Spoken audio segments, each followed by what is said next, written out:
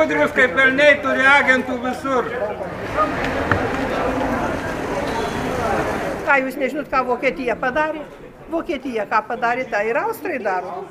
Jiem pratęs dujas ir viskas. Nu, ką lietuviai turėtų dabar daryti? Ką turėtų? Nu, turim visą Lietuvą sukilti prieš Europą. Pasakyti jai žodį vieną kartą, kad ir mes esam tauta, kad turim kovoti visi ir kviesiu visus į kovą. Kitaip neišeina jau. Jau gana. Vieni jėda, kiti jėda ir treti dabar žemina. Kas mus tada gerbs, jeigu mes savęs neatstovėsim? Kuriame išreiškiamas nusivylimas tokiais Austrijos veiksmais, mes tikimės, kad tai bus perduota į Austriją.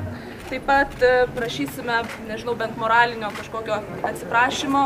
Aišku, kad traukinio sugrąžinti jau turbūt nelabai įmanoma ir žmogus yra paleistas. Ir taip pat mano rankose yra knygelė, kuri buvo pristatyta ir Europos parlamento nariams, sausio 13 išsaugoja laisvę, kur yra pristatyta visa chronologija prieš 20 metų vykusių įvykių.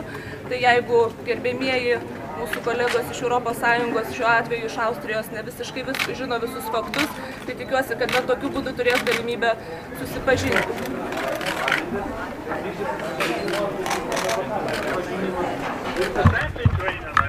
Sorry, we would like to give a letter to His Excellency Mr. Ambassador. Yes, we understand, but maybe we could leave for someone who could give him afterwards.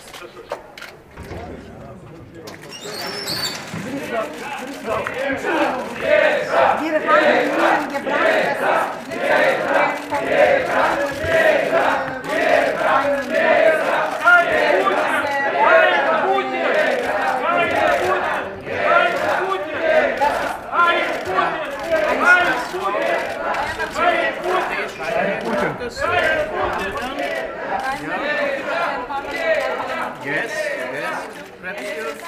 Down with Russian fascism! Yes, yeah. And there is He's just not... January 13th, stand for freedom.